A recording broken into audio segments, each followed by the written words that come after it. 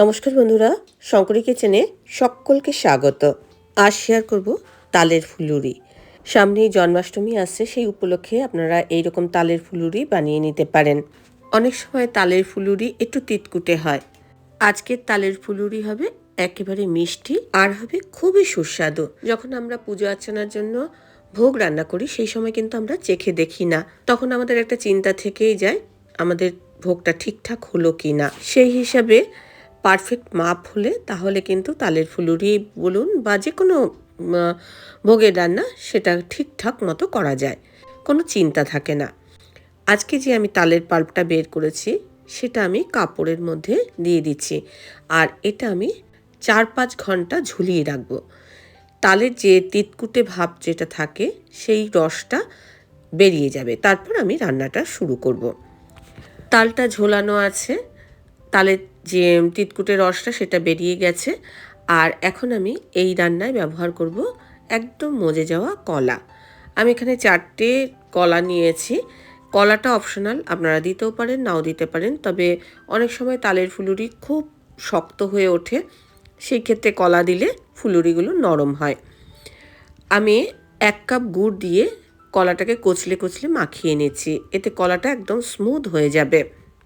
আজকের রেসিপিটা দেখার পর আপনাদের যদি ভালো লাগে তাহলে অবশ্যই একটা লাইক, শেয়ার ও কমেন্ট করবেন। বেল আইকন সমেত আমার চ্যানেলটা সাবস্ক্রাইব করে আমার পাশে থাকবেন। বেল আইকনটা ক্লিক করা থাকলে আমার যে কোনো রেসিপি বা আমি যাই আপলোড করি না কেন সবার আগে নোটিফিকেশান আপনার কাছেই পৌঁছে যাবে।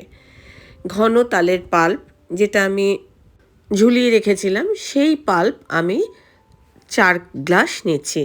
আমি এই গ্লাসেরই মাপের 1 গ্লাস কিন্তু গুড়টা নিয়েছিলাম।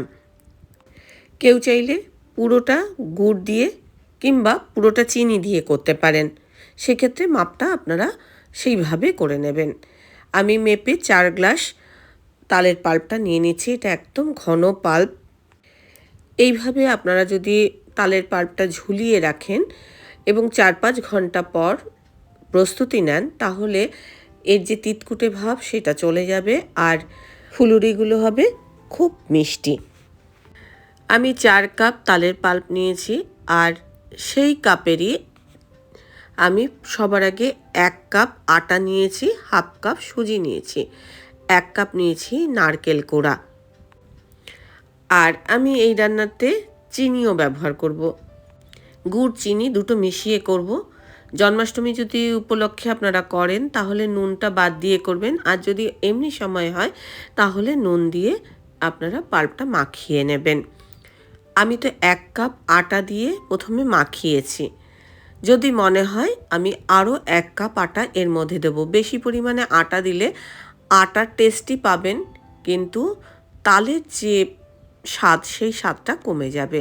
সেই জন্য আগে 1 কাপ দিয়ে দেখবেন, যদি মনে হয় তাহলে আরও 1 কাপ এর মধ্যে অ্যাড করবেন। আমি দুবারে আটাটা মিশিয়েছি। কেউ চাইলে ময়দাতেও করতে পারেন, তবে আটা দিয়ে গুড় দিয়ে করলে খুব খেতে ভালো লাগে। আমার মনে হচ্ছে আরও 1 কাপ এর মধ্যে আটা প্রয়োজন, সেই জন্য আমি আরও 1 কাপ আটা এর মধ্যে মিশিয়ে নিলাম। ফুলুরি করতে গেলে যেরকম মাখাটা হয় এই মাখাটাও ঠিক সেই রকমই হবে। আমি যেভাবে তালের ফুলুরিটা করছি সেইভাবে আপনারা একবার করে দেখবেন, আশা করছি আপনাদের খুবই ভালো লাগবে। খুব ভালো করে মাখিয়ে নিতে হবে যেন এর মধ্যে কোনো লাম্পস না থাকে। যদি এর মধ্যে আটার কোনো দলা দলা মতো হয়ে থাকে তাহলে সেটা খেতে ভালো লাগবে না। যাই হোক, আমার তালের এই যে গোলাটা তৈরি করা হয়ে গেছে। আমি সাদা তেলে এই বড়াগুলো তৈরি করব। কড়াইতে সাদা তেল খুব ভালো করে গরম করে নিয়েছি, তারপরে ছোট্ট ছোট্ট করে তালের ফুলুরিগুলো আমি কড়াইয়ে দিয়ে দিচ্ছি। ছোট্ট ছোট্ট করে দেবেন, এগুলো কিন্তু ফুলে আরও অনেক বড় হয়ে যাবে। যখন ফুলুরিগুলো আপনারা তেলে ছাড়বেন তখন আঁচটা কমিয়ে দেবেন। ফুলুরিগুলো তেলের মধ্যে দিয়ে দেওয়ার পর আবার আঁচটা বাড়িয়ে দেবেন। খানিকক্ষণ রেস্ট দেবেন, এগুলো ভাজার জন্য অপেক্ষা করবেন। একটা পাশ ভাজা হয়ে গেলে উল্টে আরেকটা পাশ ভাজার জন্য দিয়ে দেবেন। যতক্ষণ না ফুলুরির মধ্যে লালচে সুন্দর একটা কালার আসবে ততক্ষণ পর্যন্ত এটা ভেজে নেবেন। প্রথম অবস্থায় এগুলো একটু নরম নরম থাকবে, তারপরে আস্তে আস্তে এগুলো ভাজা হবে যখন তখন এগুলো ফুলুরির আকার ধারণ করবে। আর যখন আমি তেলে দিয়েছিলাম ফুলুরিগুলো কিন্তু একদম ছোট ছোট ছিল, পরে কিন্তু এটা ফুলে উঠবে। অনেক সময় ফুলুরিগুলো একটু একটার গায়ে একটা লেগে যায়, একটু খুন্তি দিয়ে ছাড়িয়ে নেবেন। এখন ফুলুরিগুলো খুব সুন্দর লালচে একটা কালার এসছে, আর ফুলুরিগুলো ফুলে একেবারে টোপা টোপা মতো হয়ে গেছে। এখন ফুলুরিগুলো আমি তেলের থেকে তুলে নেব।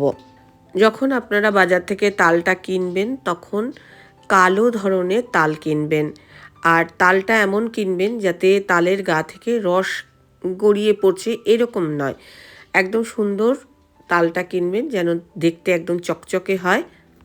ভাদ্র মাসে তালটা পেকে ওঠে, আর সেই তাল দিয়ে তালের বিভিন্ন রকম রেসিপি আমরা তৈরি করি। আমি এই যে তালের ফুলুরি তো করলাম, সঙ্গে কিন্তু আমি তালের ক্ষীরও করেছি। তালের ক্ষীরের রেসিপিটা আমি আপনাদের পরবর্তী পর্বে শেয়ার করব। দেখুন তালের ফুলুরি একেবারে রেডি।